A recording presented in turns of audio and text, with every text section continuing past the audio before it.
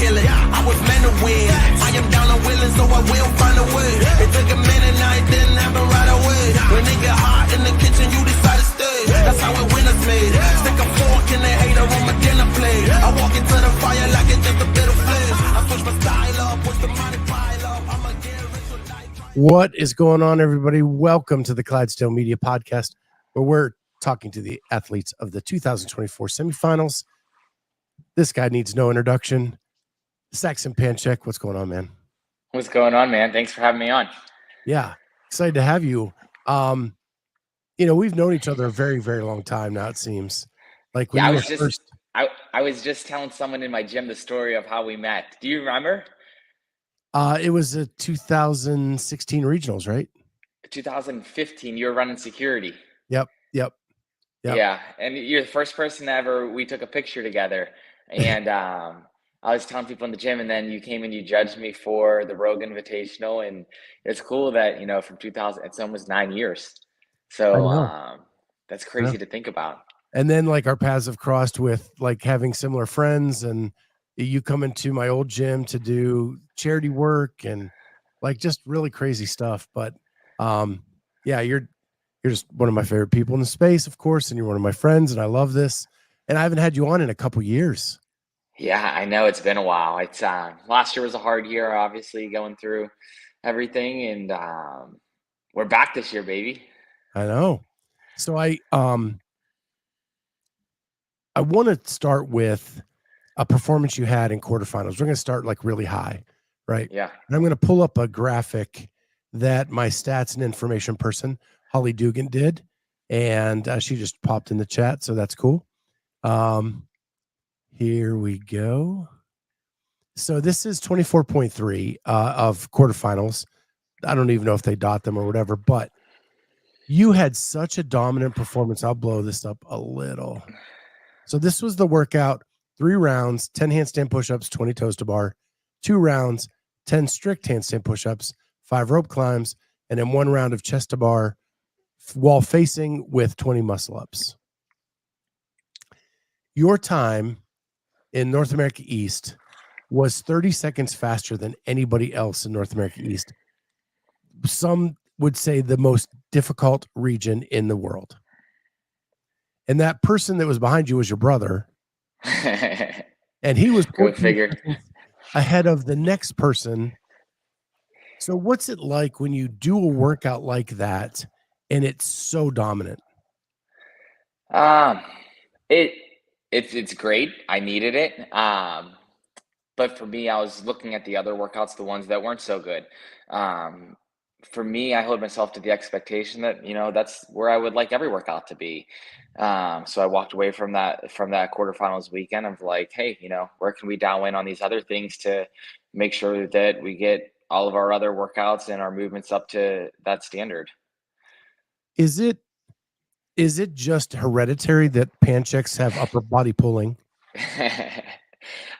I just think we've been in a space for so long. And if you go back and you look at 2012, they did Diane in 2012. It was the first workout at regionals.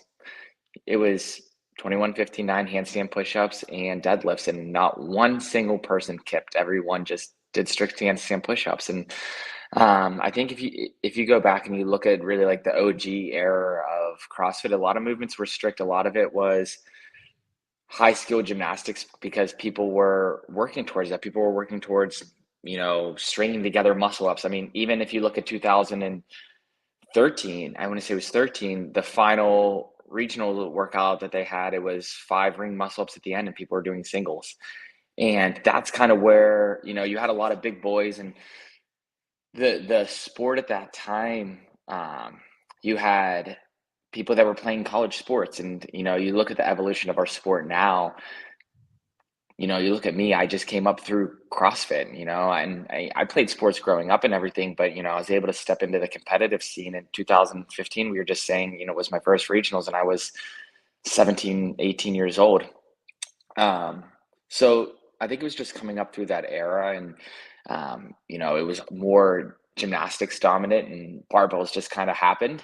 And now you're seeing that evolution start to change, where it's like, okay, everything needs to be like that. And, that's kind of where looking at those quarterfinal workouts, I was like, all right, we need to stay on the barbell. We need to stay on, high volume, but also heavy load barbell cycling, like to be able to do 245 for, I was looking at, if you go and you look at I think it was the fifth or fourth, sorry, four workouts. Yeah.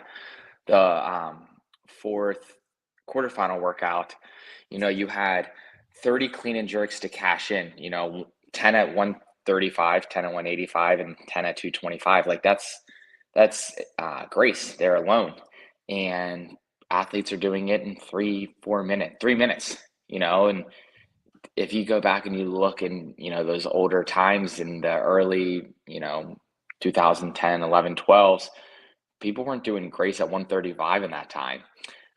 So to be able to see that, and not only that, but they hit, most athletes hit the 30 clean and jerks at the ascending weight, and then you hit another 30 clean and jerks at 245, all under 10 minutes, and you have 3-4 minutes of resting in that. Like, that's impressive. So I just think the evolution of the sport is coming a very, very far away. We might not see it on a day-to-day, but if you go back and you look at some of these old regional workouts, open workouts, it's very clear what's happening. So it's funny you say that, because it's been said all over the internet that these semifinal workouts that were released, leaked, whatever you want to say, you could drop in 2015 and it be an appropriate workout. Absolutely. I agree. I think, and as I'm going through the training on this, at first I was like, oh, we don't have much gymnastics. We don't have, much handstand push-ups and, kind of the movements that I really like. So it's been very good training for me, because those are clearly some of the things that I need to work on. But as I'm going through this training, what I'm noticing is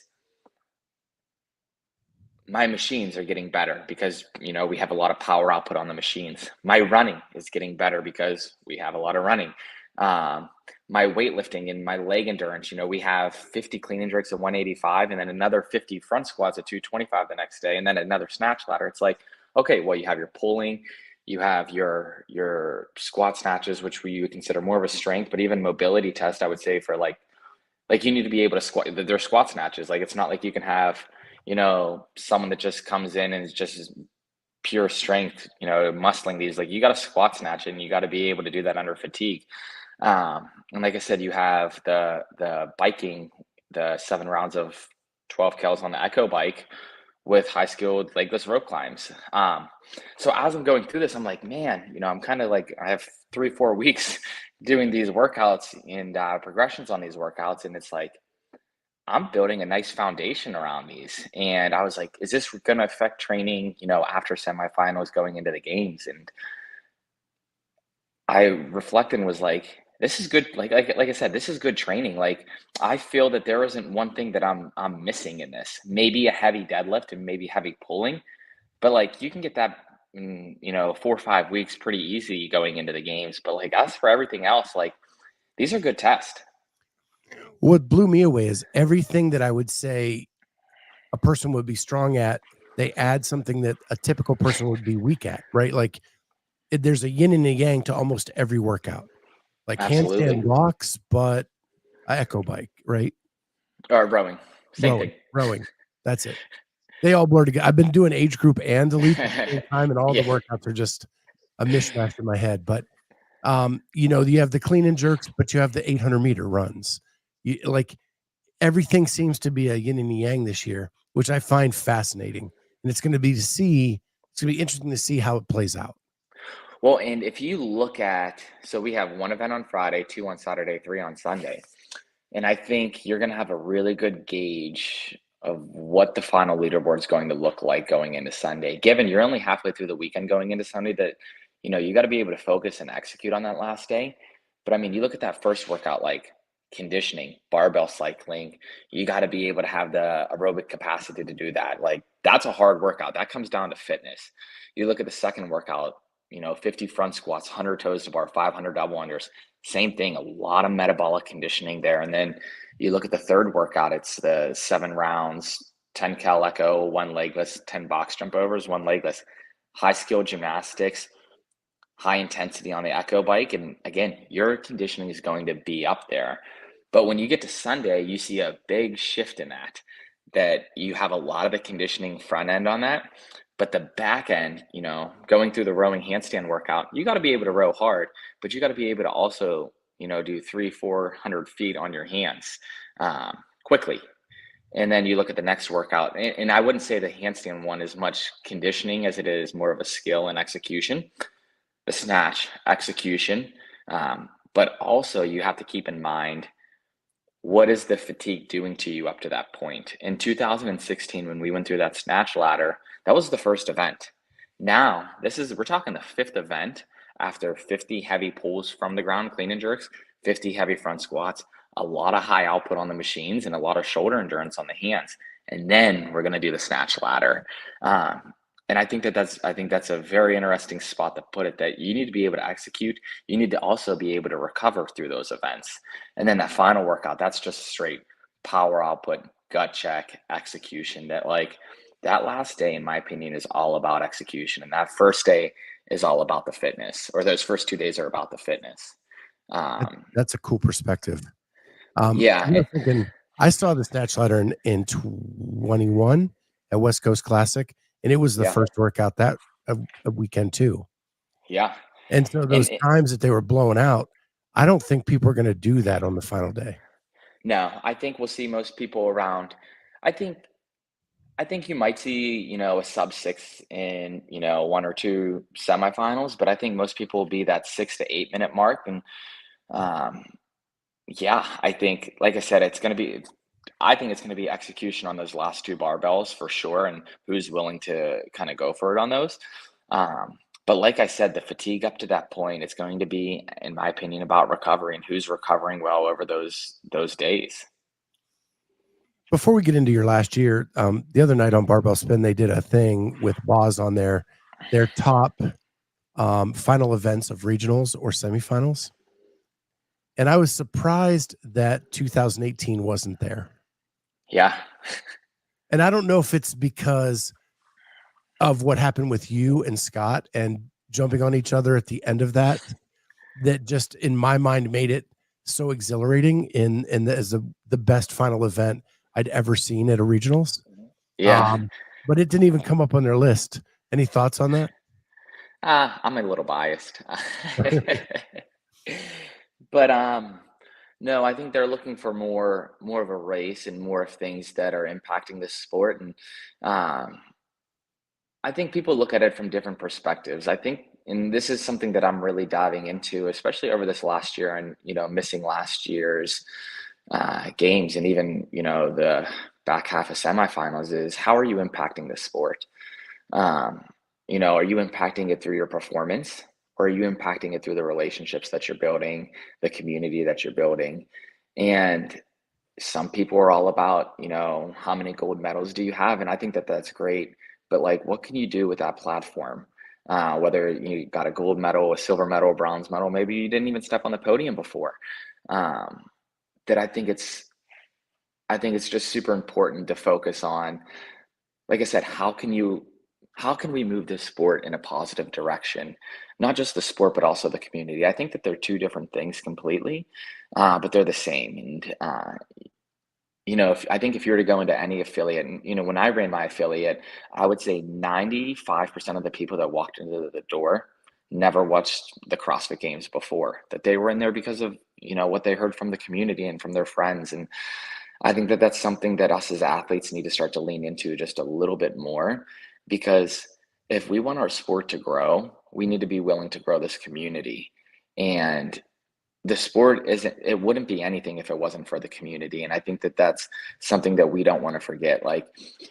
If you look back at 2012, athletes didn't have sponsorships at the time, that it was all built around the community. Your income was built around, maybe it was coaching, maybe it was running an affiliate, maybe it was personal training, or, whatever it was at the time. I mean, the sport was so early on, and you've seen the evolution of the sport that athletes are treating this like a full-time job now. And I think that is absolutely incredible. But how do we bring both along to be able to grow the sport, but also the methodology as well. And I guess going back to your point is, I think that those guys, whenever they were speaking of their top 5 moments at semifinals, chances are they were speaking more from a performance thing, not an impact thing on what's happening in the sport. So it's cool you brought that up, because that was really where I wanted to go. I was watching Hiller's video from Mayhem. At the end of it, you become the star. Cooling down on a C2 bike and espousing so much wisdom that I just was engrossed in that. So I want to dive into that a little bit. Yeah. And it's kind of what you touched on right there, is that your time off last year kind of gave you time to reflect. And it's the first time since 2015, maybe even before that, that you Yeah. weren't participating in this sport. Yeah, it was the first time that I missed going to the CrossFit Games, whether it was as a spectator, as a coach, or as an athlete, since 2012. You know, those 12 years straight going to the CrossFit Games, and dude, to sit back and watch it from my couches, that was hard. But it opened up so many more doors for me, and it's something that needs to happen. And you know, hard times lead to some of your best times, and I think you walk away with some of your best wisdom. And you know, I went through that for a reason, and that's really what I want to make a mark on this year. Is like, okay, you know, I went through a really hard time not competing last year, and nothing's guaranteed. You know, what are you going to do with the platform, us as athletes, right? Like, speaking for myself, what am I going to do with the platform that I have and the relationships that I'm building? You know, like I said in Hiller's thing, when I'm 37, 38, 39, 40, whenever I decide to stop competing, you know, do people really want to see what I'm doing, you know, every single day and what my training looks like? Maybe. But like, can we have a bigger impact, and can I capitalize on having a bigger reach now as an athlete, and growing the sport, you know, while I'm competing in it? Absolutely. And I don't want to sit back and waste any years, you know, just sitting in a gym by myself, stepping out on the competition floor to compete, you know, 1 or 2 times a year, and then go back into my cave and continue to compete. Can that create champions? Absolutely. But can a champion also be created through an affiliate, through a community, and through relationships? I believe so. Yes. And I think Rich is a great example of that. Like, you've seen him do it, like he's done it. And for me, and that's another thing that drove me to Mayhem, and getting back with Facundo and Mayhem and those guys down there, is like, when I walk into their gym is packed. Like, I think they're running like 3 or 4 classes, you know, throughout the gym. And you have a ton of incredible athletes down there, but like the impact that they're having on the community, I would say anyone, if you live in Cookeville, you're at that gym. That imagine if every affiliate could do that. That, you know, whatever city you're in, like, this is the gym to go to. This is the community that you're building, and it's far greater, in my opinion. And I've been into Globo Gym Fitnesses, and yeah, it can be uncomfortable going into those. But like going into Mayhem and seeing the community that they have, and even CrossFit Nolensville, the gym that I'm in now, like, just how welcoming they are. Like, if we could have these in every single city where you're building this community, and people that are willing to, like me as an athlete, like, people are willing to rally behind me, and you know, they want to see me succeed, but I also want to see them succeed every single day in the gym. I want to see them get their first muscle up. I want to see that entire gym go to quarterfinals, and anyone that wants to go to semifinals, I want to see them go to semifinals. And you know, if somebody wants to be a better, fitter dad, I want to see them do that. And it's a two-way relationship. And in my opinion, like, when we want to see each other succeed, we all rise together. And I think the bigger the group that you can create with that movement, I think that that's where the magic happens, and that's where things start to spread, and that's where growth happens. So Linda Geary asks, wait, Saxon, did you say coach? You were coaching at the games, and you were coaching your brother, right? Yeah. I don't want to say, like, I'm not sitting there programming for him and think coaching is a lot different now than it was then. Then it was like, hey man, you know, run hard on this first lap and then settle it, like, just little things like that. But yeah, I mean, you know, And that was something that helped me grow as an athlete as well. And that was the conversations that I had with my brother at the time was, hey, I want to see you back here. I want to see you to see what this is like. I want you to see how athletes carry themselves. And it's something, like I was at Wadapalooza this last year watching Spence compete, and I wasn't competing, but to be able to sit back and watch athletes from a different perspective of not competing, you can kind of see like I don't want to say tension, but nerves with athletes, and like you're kind of like you reflect like, man, how do I carry myself when I'm competing? And it's a lot easier to see that when you're not in that competitive zone. Yeah, and gosh, I have so many questions. So this reflection that you had, did a lot of it come from just being off and taking some time off, or you're a dad now too? Like when I became a dad, my whole perspective changed in life. Yeah. So is it more that, or just what you saw? And you had a lot of changes also with that year off and right before. You said you went back to Facundo and all of that stuff. Did all of that big ball make you see things differently? Well, here's the thing, and this is the truth, is when I didn't qualify for the games, I was like, man, like, that like what am I gonna do now? Like I support my family through competing. And you realize people that you had close to you at the time, they're nowhere to be found. People keep moving on with life. And it's easy to sit there and feel sorry for yourself of like, man, like, what do I do next? I just need some guidance. And nobody was there.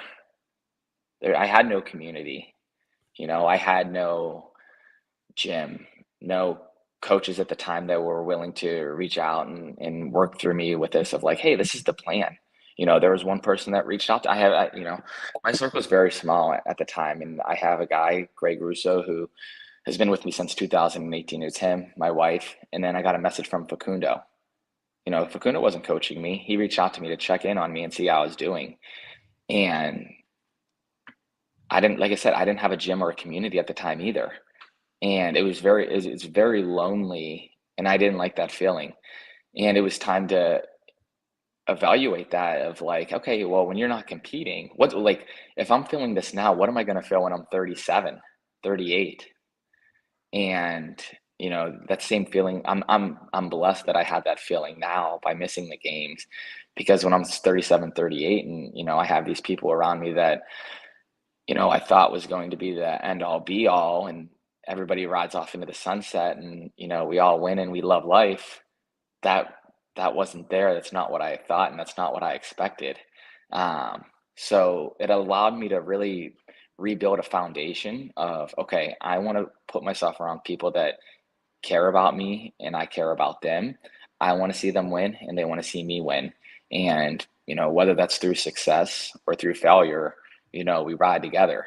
And I feel that I finally have a circle around me that believes in that, and I believe in that. And we're in all of this together, and we have each other to lean on. And I just think that that's super important.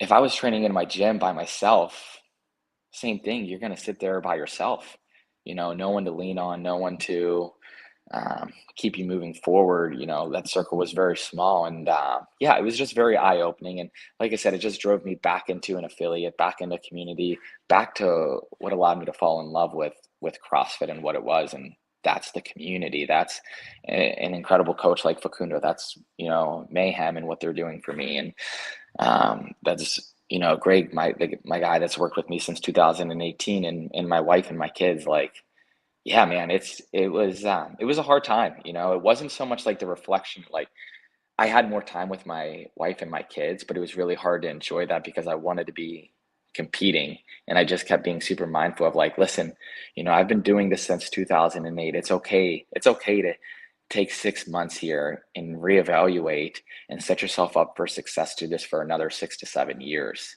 And that's really kind of what I spent that time doing of like, okay, how do I set myself up for an enjoyable, successful next 6 years? Not like, let's just get by this year, get by this year, get by this year. I love that, because it sounds like you almost needed the reset. and it was a hard pill to swallow at the time, but like it gave you truly what was important and what you needed to have around you and set you up for the future. I know you don't have a lot of time today, and I have so much I want to dive into, but I want to finish up with this. Yeah. And that is that in addition to all that, right? You said the people weren't there that you thought would be there.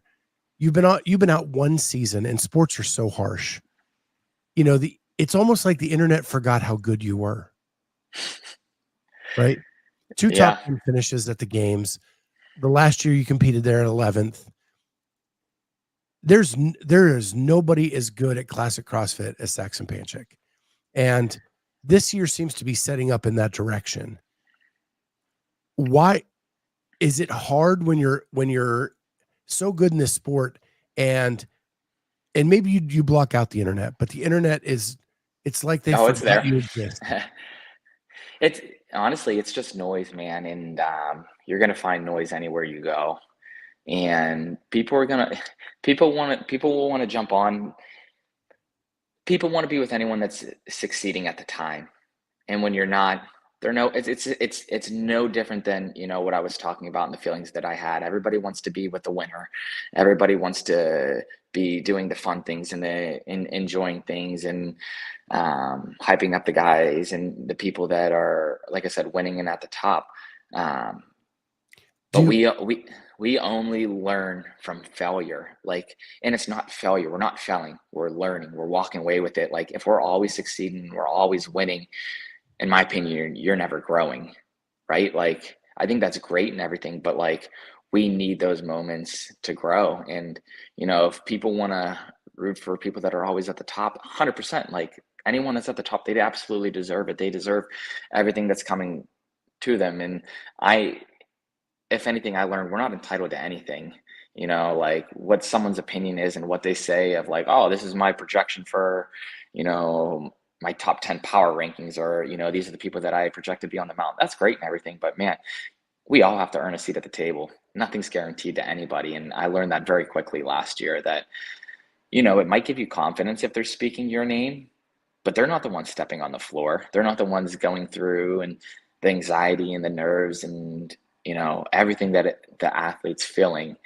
I guarantee you, and I know it, every single athlete, whether you're at the top of the sport winning year after year after year, you're nervous when you're stepping out on the floor, and you know that it's not guaranteed. You know anything can happen, and that's it. You know, and I think a lot of people that are projecting these things don't understand that, and they think that it's easy for some of these athletes to be able to do that just because they've done it year after year after year. But you know, those athletes have gone through hard things to get to that point. And I'll use Ricky Garrard as an example. Like, it's inspiring what he's done. You know, like obviously, you know, everything that he's gone through, and, you know, I'm not saying it was right, but like to be able to stay motivated and to be able to come off of a 4-year ban and then to step back in and be able to compete and like I said, a lot of noise. Like, I remember it was the first year that he was there and people were booing him in the crowd, and, you know, he just steps on the floor and he competes. And like, I couldn't imagine what he was feeling at the time, but to be able to step on the floor and ignore that noise and be able to compete, you know, like I think that's awesome. And that's just one example, right? I think, you know, comebacks for athletes as well. You know, you see a lot of Sam Dancer. He's another great example. I think he's 38, 39. You know, I'm sure you have people saying, oh, you're old, you did masters, you did this, you did that. But like, you can see it, like he believes in himself and he knows what he's stepping on the floor to do. And all that matters is what's going on between his ears. And when he can walk on and step on the floor with confidence and be able to, you know, shut that noise out, you're going to perform and you're going to do well. And I think any athlete that can master that and figure out how to block that noise out, they're going to do very well. Can you use that noise as motivation, or is that too short-sighted? I think it's temporary. I think because, you know, I've gone through this, right? You know, like, it was a great example of having my brother, oh, you know, here comes Saxon in his brother's shadow, or, you know, like he paved the way for him, this and that. And, you know, you have people saying things like that. And then you go and compete and you do well. And then all of a sudden it's like, oh, you know, oh, Saxon's here, you know, and then all of a sudden Saxon gets hurt. And it's like, oh, we'll see how he does next year, right? And it's just like it's this constant roller coaster that nobody knows, and nobody knows what an athlete's going through. And to me, I just think projections and, like I said, the noise that people are putting out, it is what it is. And I think a lot of people look at, I think this is another thing I'll speak on it, is people look at out of season events, and as an athlete, I was one that was like, oh man, Rogue, for example, it's a great example. You step into it and you're like, man, this is my redemption time. I didn't come off my best games finish. I'm going to go step in here and I want to win this, and I've talked to other athletes and they spoke the same way. And you start to put this pressure on yourself to compete. And you're like, this is it. Sponsors are looking at this. People are looking at this. Media is looking at this. This is what's going to put me back on the map. And then you don't perform. And it's like, oh, well, now I'm starting to feel burned out. Maybe I shouldn't have done that. And it's like, I think people put power rankings on these out of season events, but like athletes should be able to go to these out of season events because they want to go, one, be able to make some money and be able to provide for their families and themselves, because this is where the sport's at now. Like, this is how a lot of athletes make their income, but also because they love it and because they want to gain the experience, because they want to take this experience and take it into their next season. And however they decide to do that, they can do that. But I think that there's just so much pressure, and people put these power rankings on things like that athletes start to lose sight of that. And like I said, I didn't figure that out until this last year, that it's like, you can't go into a competition because of, this is my comeback, or this is that. You need to go into it because you love the sport, because it's just another opportunity to compete. And, you have this gift to compete, and that's not always going to be there. And, yeah, that's kind of my opinion on that. Well, I'm glad you talked about all that. But there's so much I want to talk about you becoming a part of the community again, but I know you Yeah. have to go. So I'm You're good. going to have you back between semis and the games, because I'm Okay. confident in your ability that you'll be going to the games again this year. And we'll talk, because you have a much bigger runway between the semis and the games than you do now. And we can Absolutely. sit down and have a little longer talk, because I loved what you said on Hiller about the community, getting reattached to that and all the things you're doing there. And I want to really dive into that. But I want to thank you so much for jumping on with me today. This was so insightful, and I have a million more questions, but we'll just talk to them at a later time. Amazing. Good luck at semis, and we're always in your corner rooting for you. I appreciate it, Scott. With that, everybody in the chat, thank you for being here. We'll see everybody next time on Clydesdale Media Podcast. Bye, guys.